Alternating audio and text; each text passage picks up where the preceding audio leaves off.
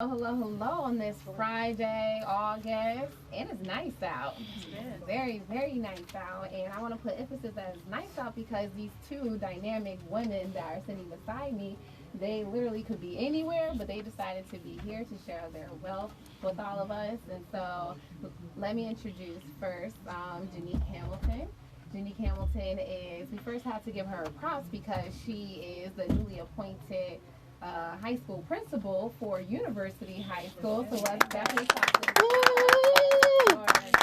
I'm going to refer to her as Principal Hamilton. She hates it. As an educator, I can't get the titles out. But all honestly, you earned that.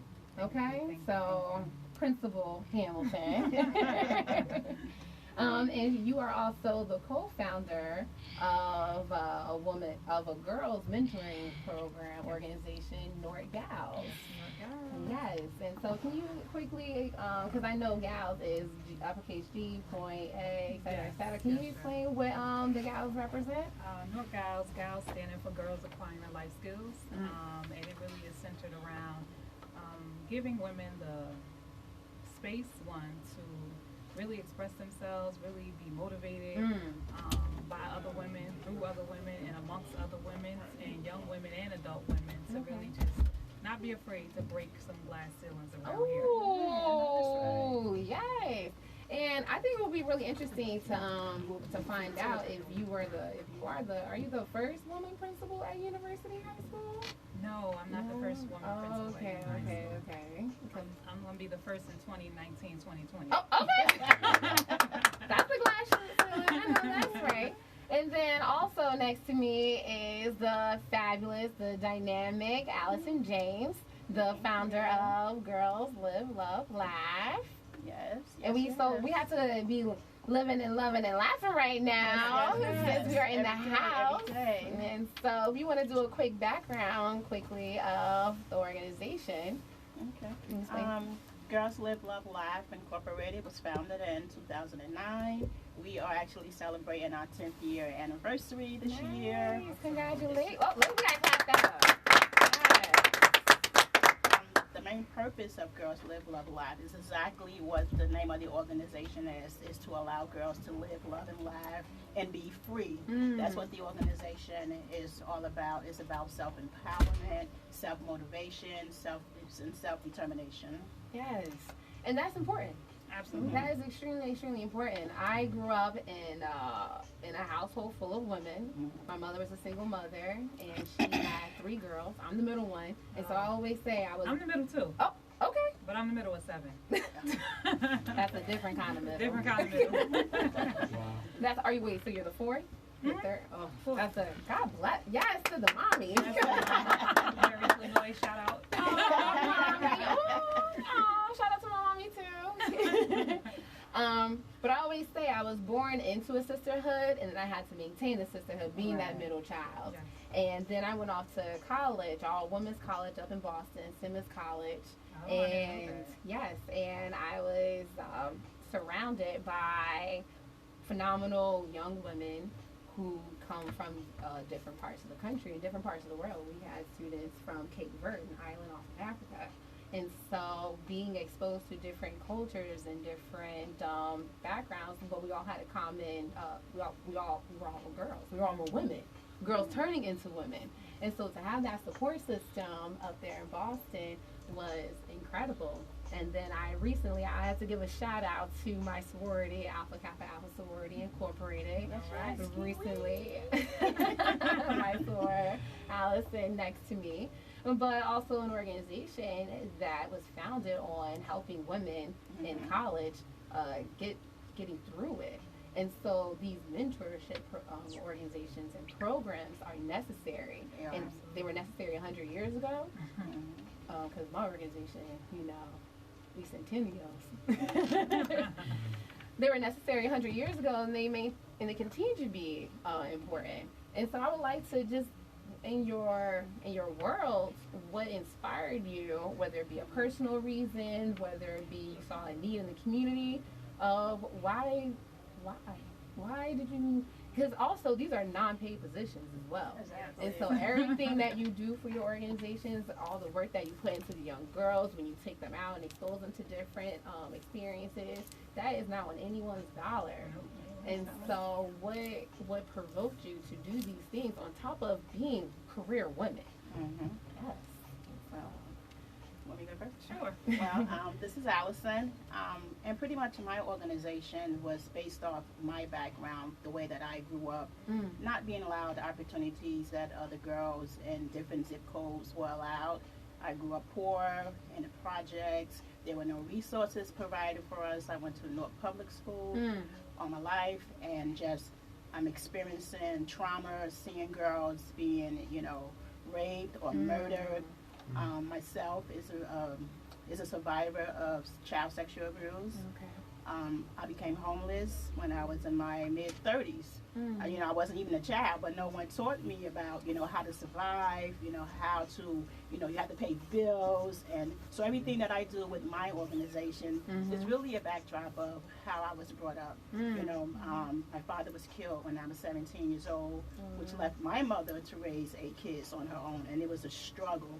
I had 6 sisters, and I'm the second to the youngest. Right. But in a household full of girls, my older siblings, they all thought that someone was looking after the younger ones, but no one wasn't. Oh, that's So the older sister thought, well, she's close to that sister. She'll be okay because somebody's looking, after her. Yeah. But it really wasn't. And surprisingly, most of the girls in my program, they're the only child okay. or the only sister. So they're looking for that sisterhood, that love, somebody they could just grow up with and trust and share some of their secrets with. Yeah. But the organization, my programs, like we do budgeting classes because I didn't know how to budget. Wait, what grade? I mean, what age group? So we have our Fit Teens Rock Health and Wellness Clinic. It's for teenage girls. It's teaching about healthy eating, healthy lifestyles, healthy relationship. Okay.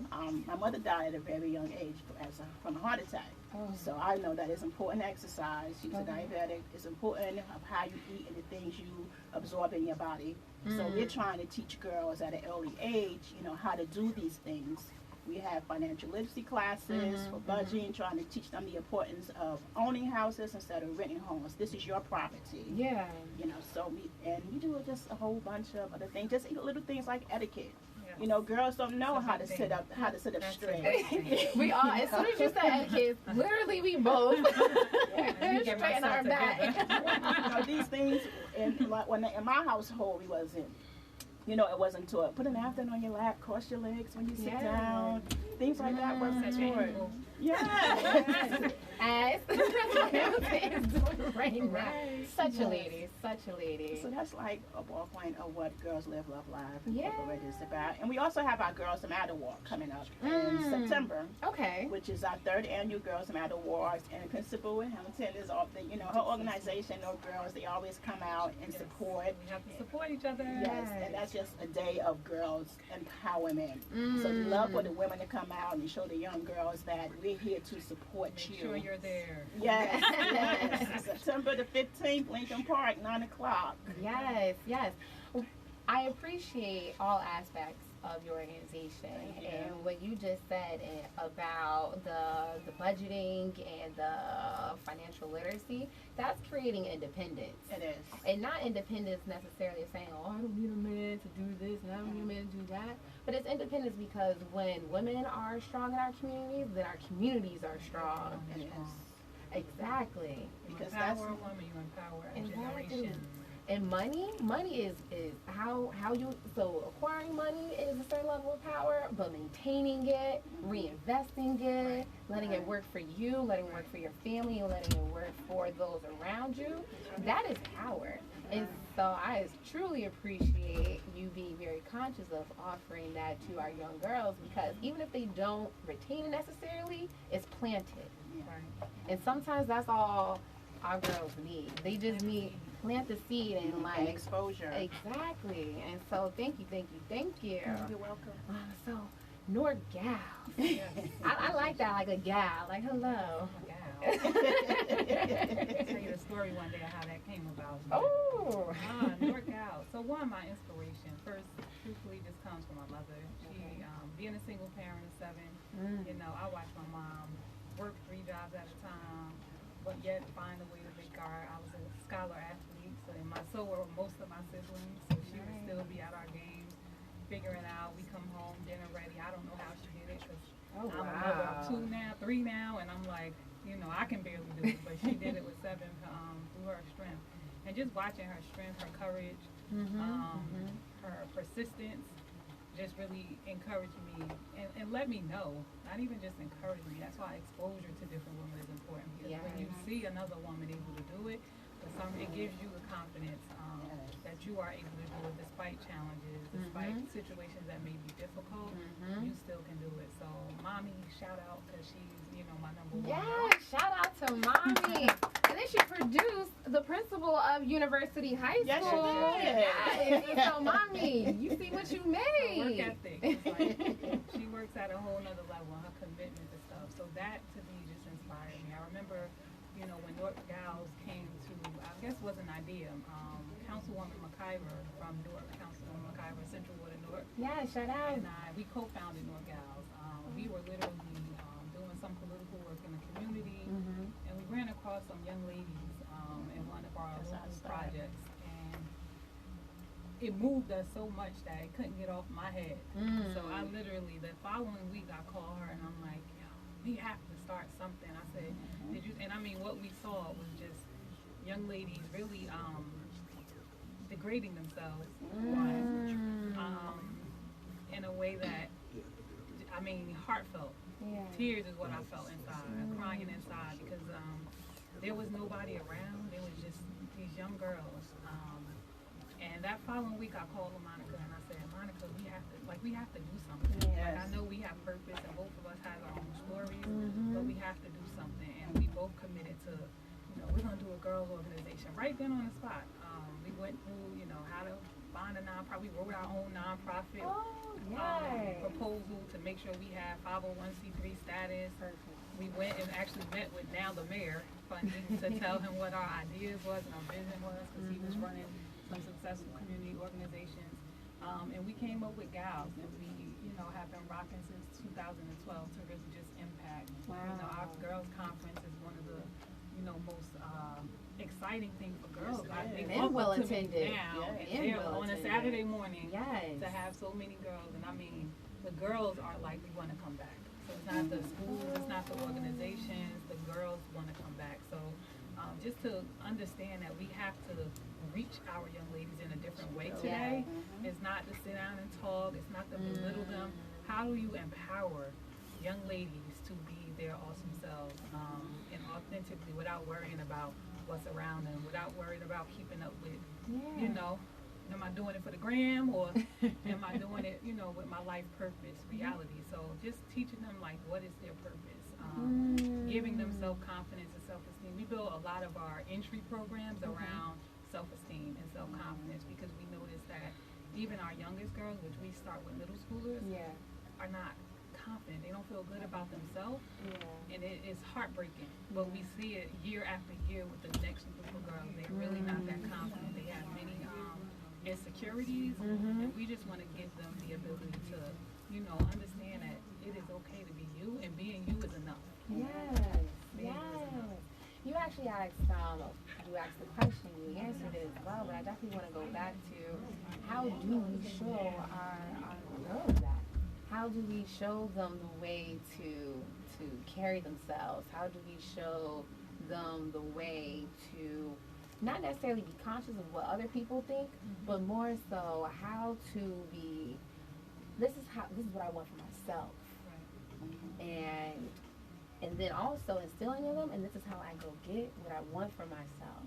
And how do we do that? How do we do that? And so I think it's really funny because Genique, thank you. You have a daughter and you have 2 boys. I have 1 boy. We come from a household full of women. And so in my head, and then Allison, you have a daughter. Shout out to my mentee who's in this room right now. Hey, Rashana. And my scholar. Yes, okay. Go Phoenix. And so in my head, I'm like, well, I know how like for a girl, boys are, I'm like, oh, Yeah, girls are struggling.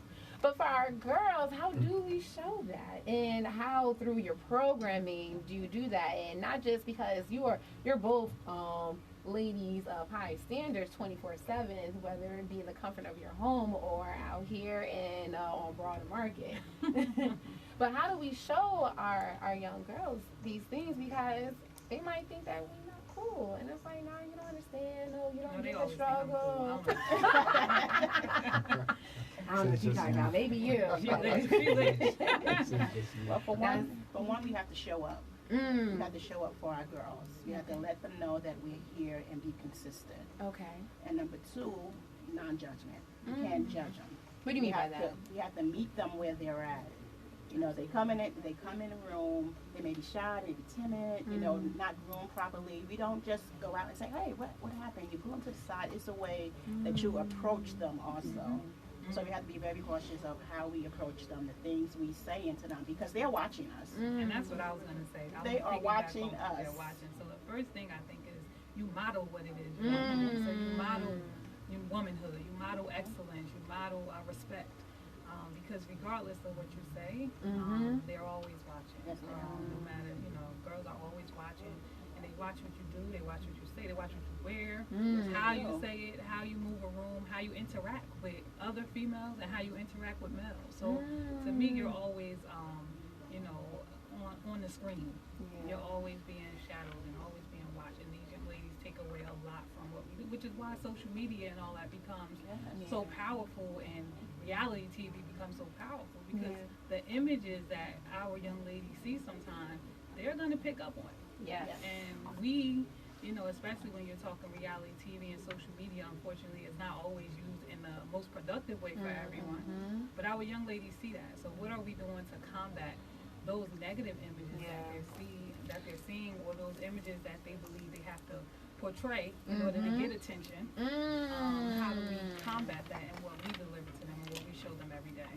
In terms of imaging, about a few months ago, we had a segment about natural hair, especially in the Black community. I have natural hair, and I actually have natural hair because my father, and I maintain it because my father passed away, and I paid homage to him by maintaining my natural hair. But he always said, no, maintain your natural hair because you're beautiful. It's beautiful. And so I never thought anything. And so in terms of like my image of beauty, it's what are we projecting out there of what beauty looks like. And so when our girls had insecurities about the way that they look, the way that they dress, anything of the sort, it's what message are we putting out there of this is the standard of beauty. And let's be honest, we Black and brown, and we don't see too many images of beauty on whether it's social media, whether it be on television. And so that's another thing that as women of color, particularly in the city of Newark and the surrounding areas, that we have to project out there, because then we too get hit with that too, right? Absolutely. And I think now, you know, fortunately, we are seeing more images of color. You are seeing more advertisements that feature women of color, various colors, but women of color nonetheless. And I think that in itself is important, because I think you're seeing a different generation of young ladies who now are embracing that. Yes, they are embracing their uniqueness. You know, like you said, I'm a principal, not always at university, but my former school, we did a big girl conference. We did a boys and girls, so we separated our young men and our young women, and we just talked about, you know, what is beauty? You know, what is beauty to you? And of course, it initially started with the outer appearance, right? Yeah. But then how do you break down those layers? Yes. And how do you go beyond what's presented, what's on the facade, to really what beauty is? And how do you see the beauty in someone even beyond, you know, what our outer images look like? Very, very true. Very true. Allison, you have a lot of young girls in your program. I know you have a winter social and a pajama party. Yes. And that is fun. Monica was there in attendance. And we're wearing like our PJs and our onesies, and we're just having a ball. She's getting Zaya ready for you. Okay, right. That's her daughter. And so how do you relate that type of message to like a 6 or 7-year-old, and yeah, how do you do that? Well, with them it's kind of hard, but they really love being called princesses. So we call them princesses, and they really love that. So we created the All Girls PJ Party, just a reflection of themselves. Okay, no matter what you have on, no matter how you look, always present yourself as a lady. You can look pretty in PJs. You can look pretty in anything, as long as you it's can also presentable. look pretty in pink and green. Yes. I'm rocking pink today, so I'll go with you today. I'm rocking pink today. Yes. So with the younger girls, it's pretty much getting them comfortable with us because it's their attention span is like really Yes. limited. So it's just getting them comfortable with us and preparing them for the next level, because when they age out of there, they go into a higher level of our organization, and it won't be brand new to them. Okay. They'll be already structured and know how the organization pretty much runs. So that's why we love to work with the younger girls. A lot of people run away from the younger girls, but I actually love working with them. Yeah. And I think what you're doing now, like even when we first initially met with our organization being targeting older girls, I just think what you said a second ago is what I saw when I first saw your organization, that you're calling them princess, like words and the power of words and what the words can manifest for a young lady. And just like I said, our young ladies are coming to us with a lack of self-esteem, a lack of confidence, and all of that attributes to what messages have, what have they heard? What have you heard that made you think you're less than? What have you heard that didn't give you confidence that you're beautiful? So hearing those things may be minor, but for a 6-year-old, a 5-year-old, 4-year-old, 3-year-old even, you're building a certain level of love, self-love, you know, and who they are. Even how to be respected. A princess is only treated this way, exactly, versus however words you can use, they might be treated less. And so like, oh no, I'm a princess. Like you said, I'm royalty. And so again, not only it representing our beauty, but even like that self-love. I'm of this standard, and so you must treat me accordingly. Right. And if you don't, you have two options. Either you learn how to, or you just won't do. Period. And it comes critical. I mean, you look at the different phases and different stages of development for young ladies, right? And so you have the younger ones who, at that age, everything to them is really from the adults around them. So I value so much about an adult, so they'll listen to an adult and they'll feed into what you're saying, right?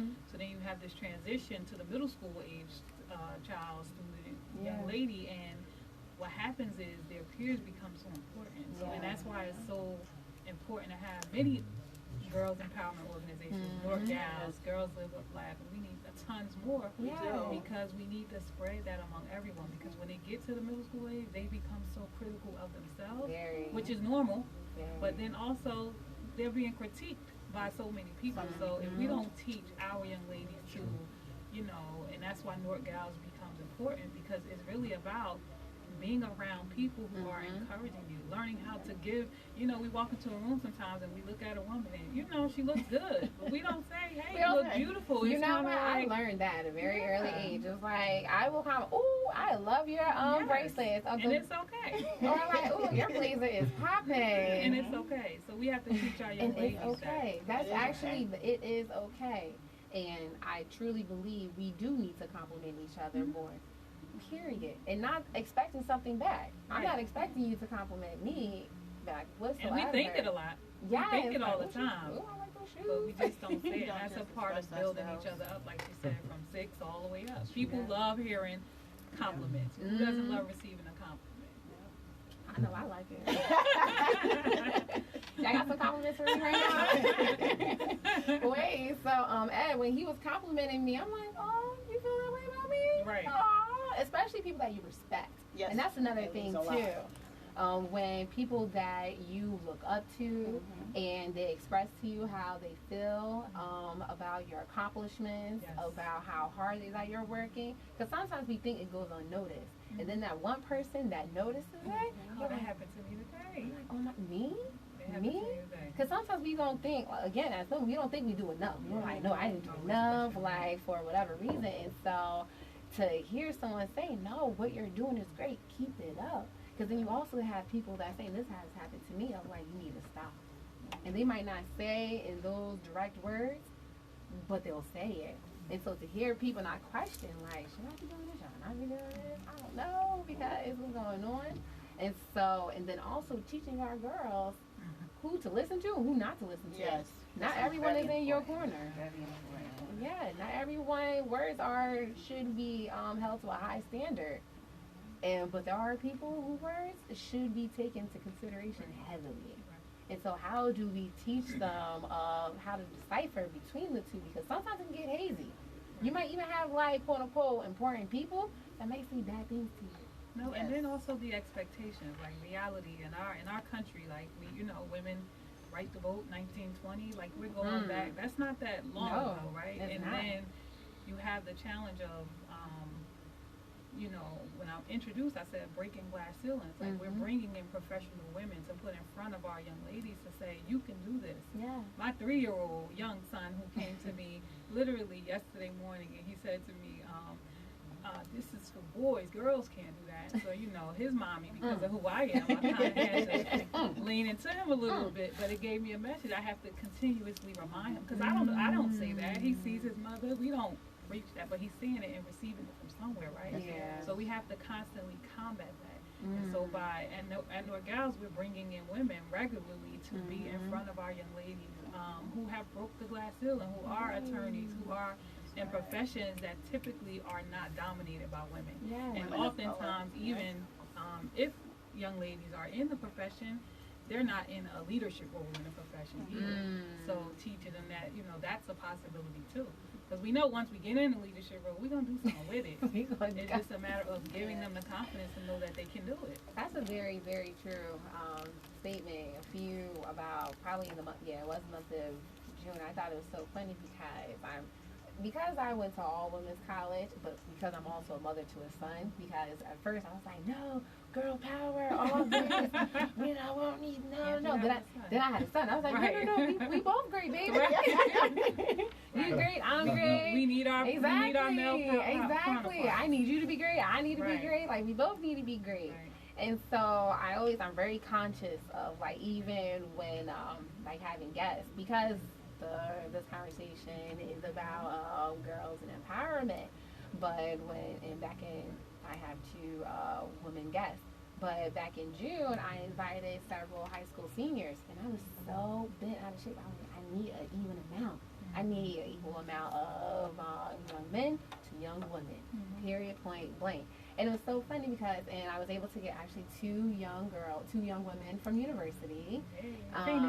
Yes. And 2 young men, one from Weequahic and another from Science Park. And it was so funny because the boys were a little bit more timid. But the young women, girl, I'm like, can y'all let the boys talk just a little bit? And they were bringing the young men in too. They were like, so, I didn't know you would be interested in that. Tell me more. And so to see that it balances stuff out. And so when we think of girl empowerment, we're not saying anything less about boy empowerment whatsoever. We're saying it needs to be equal, because one side can't be great without the other side. And you know what I noticed, and the reason why I think more girls organizations popped up, because there's traditionally been a focus on our males in the Black community, because of some of the challenges our males have, being of color, being male, and that intimidation and some things historically. And so there's been a lot of programs that were traditionally focused on them, and we need more of those too, so let's not be mistaken. But you're seeing now more of this women's empowerment and organizations and movement because of some of the challenges too. So like you said, I think it's equal, because our young ladies will need a counterpart who who can match their their princess. We need a prince to match. We need, people and everybody around the community having our hands on grooming both genders, not just one. Our focus just happens to be on women and young ladies, because we think we can add some value to that. And you also because you can relate to that. Sometimes you don't always relate. I'm gonna be honest. I'm gonna be so honest. I look at my son. I'm like, I don't know why you're doing that. this is completely No, different. my husband tells me they're just being boys. I'm like, really? Yeah, exactly. Like, I don't know what you're talking about. But for a female, I can notice certain things a little bit quicker than noticing it from Because of my experience. Exactly. And so I'm really big on saying like, hey, pretty girl. And so, like you said, who doesn't want to be complimented? And so, but for a young man, I compliment my daughter every single day. Me and my husband and I. She didn't used to like her hair when she first went natural. She didn't think she was gonna like it, but now she absolutely loves her natural hair, her look. yes, She has, embracing it. yes, And it she has doesn't- blossomed so much in the Yeah. last 2 years. Oh. And this is that time. We're at the time where that critical age to me is really, 10, 11, 12 is really when, our young girls start really questioning themselves. And so you have to lean in a little more. Yeah. And sometimes where, our young ladies develop is when we think they're okay and we can fall back a little. Yeah. And I say this to No. parents in general, but that is that age where you have to lean in more, Yes. love more, Yeah. give more, be there more, be present. These phones are so probably the biggest issue for schools these days, cell phones and access and things like that is one of the biggest challenges in certain areas. I'm a because kindergarten teacher, so no, we don't have that problem.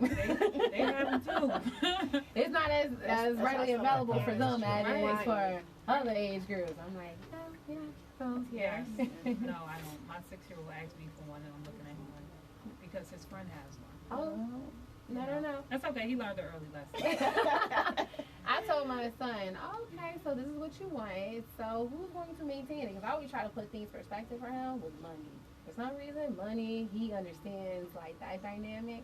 There was one time that he actually, he wanted these Pokemon cards, but he had like a few snacks. We were on a trip. And I was like, so you can get the Pokemon cards, but you have to get those. But you have to take some things out of the cart that's equivalent to the monetary value of the Pokemon cards. And he decided on the Pokemon cards, but he regretted that later because he didn't have his snacks. And so I'm trying to understand the boy's psyche in that.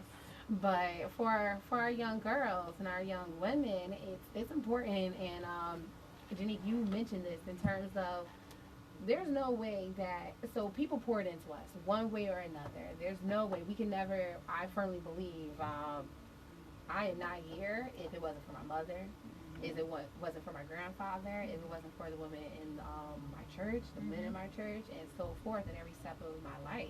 And so there's no way that people can pour into me, and I have no respect to pour into others. That is not the case whatsoever. And I feel as though our communities thrive most when those who are affected by it, those who come from it, pour into it because they understand the issue, they understand the plight. I think it's like an obligation. Like for me, it's an obligation. It's not optional. Exactly. It's an obligation, and I think that is really what it's gonna take to get our young ladies, our communities where we need to be. Like everyone has to feel obligated.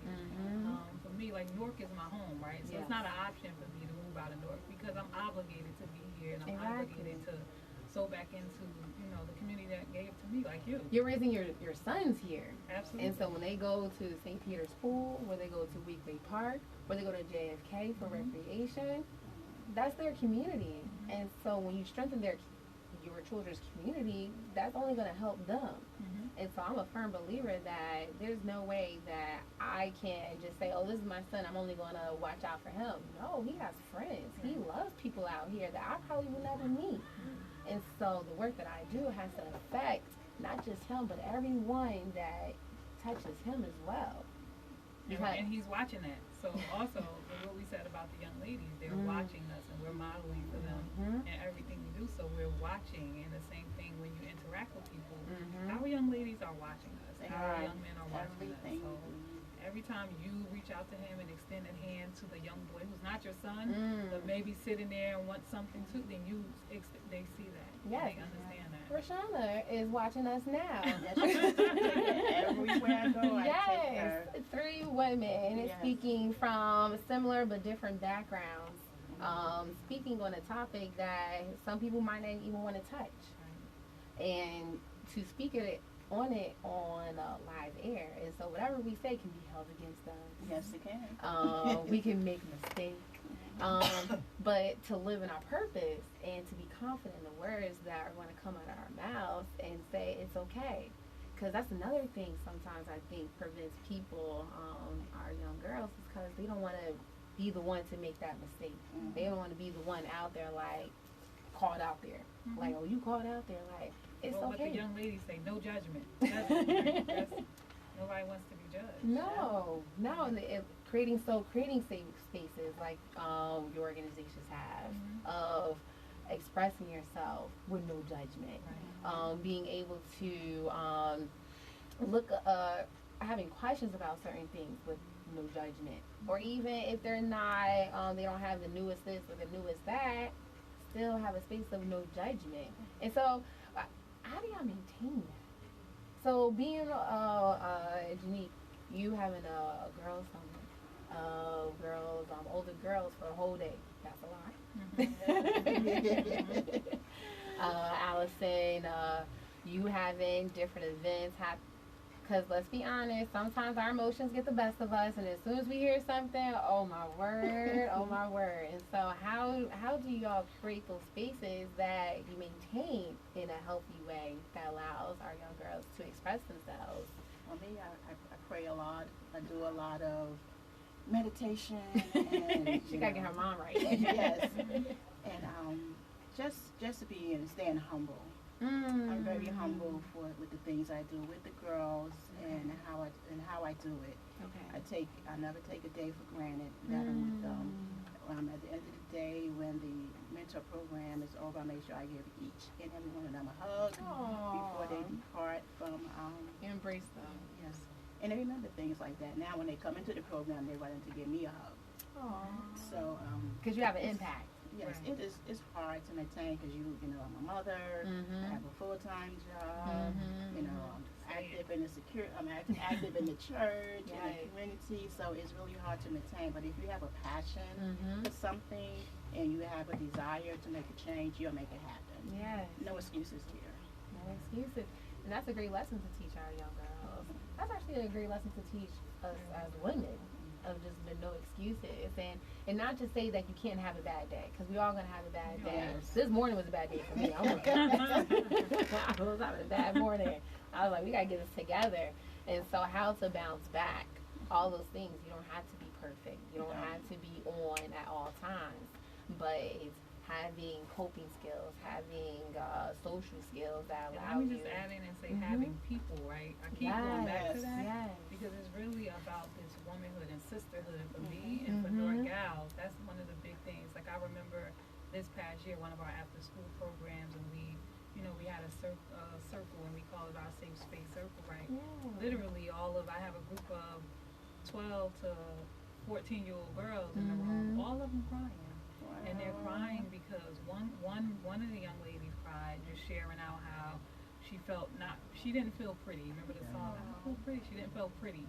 And so the other girls, we all looked at her because she's a very beautiful young lady, but we were all looking at her. But it led to a space where, because she was hurting, we were all hurting. And when one consoled her, everyone consoled her. So it's really about creating that safe space. As women, there are some rough days. There are days where you're going to be challenged just because you're a woman, right? Because you're a young lady, and some things that may not be significant to our counterparts are significant to us. But having that space, having that shoulder to lean on, having that sisterhood of support, to me, can make or break anyone, but definitely can make or break a woman, young woman or older woman who's balancing all of what Alice talked about as mothers, women, working women, and everything else. You need that space to say it's okay, and you still have a sisterhood to kind of support you. So I know that's what Girls Live a Life is. I know that's what North Gals is. And we need more. We do. We need more. We need more. Just more women supporting other women. I always tell people this. I said, as mothers, it's our responsibility to raise our children. As women, we have to mother the world, which means everyone that comes into our presence, we have to mother. We can't walk past a young lady and you see that she's crying and you just keep driving and say, that's not my daughter, I don't care. No, pull over. See what's going on in her life, because you have the potential to save that young girl's life in the spare of a moment and you don't even know it. So since we're speaking of our safe space, our circles, I would love to hear who is in your circle. So how it was presented to me, it was a basketball reference or a sports reference. It was like, who's your five? Who's your top five? And so for me, my older sister, she is my rock. I honestly, she knows everything there is to know about me. So if you want to get information, you can go to her, but she's not going to tell you anyway. And so, but when I have my days of self-doubt, when I have my days of insecurities or any other sort, I am texting her and I'm like, what is going on? So, and then my mother, I don't make any major decisions without telling my mother, like running through her. And then my cousin Marie, and they're all women. My top three are all women. Right.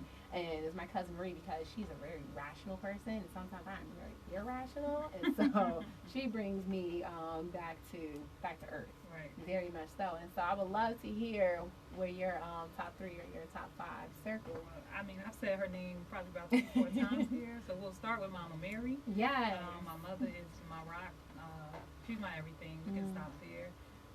My husband, of course. I've been fortunate to marry a young man who supports me. You gonna say a young man? He's still kind of young relative. I'm not gonna go into my husband on the show. Be coming for you. Shout out Keith Hamilton.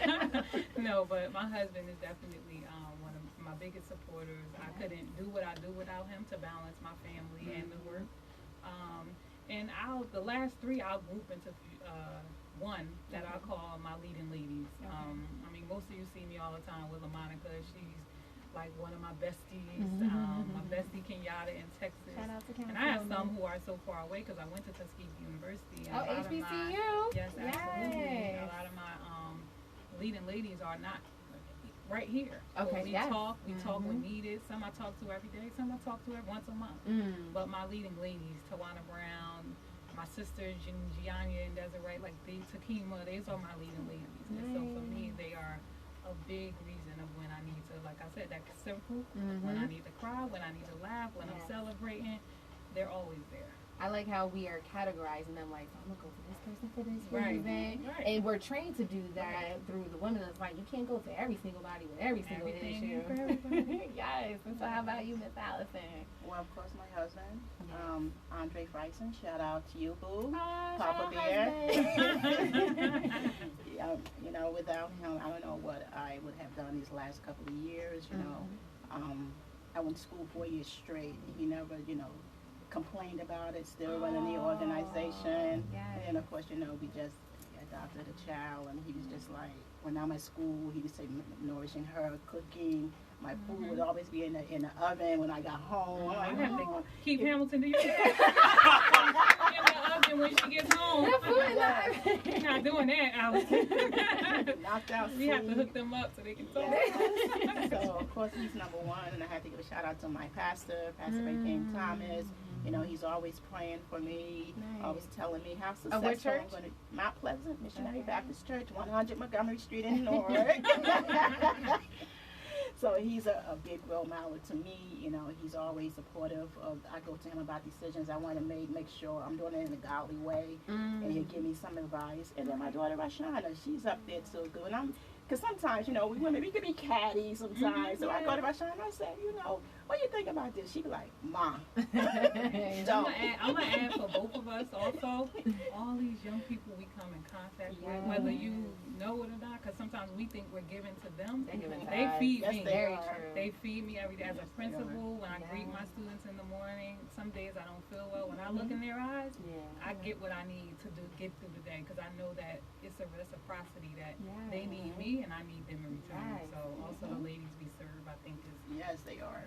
One of our five. It truly is a two-way street. I completely agree. So we're about to wrap up, but true to all politics are local, I have to ask you this one special question.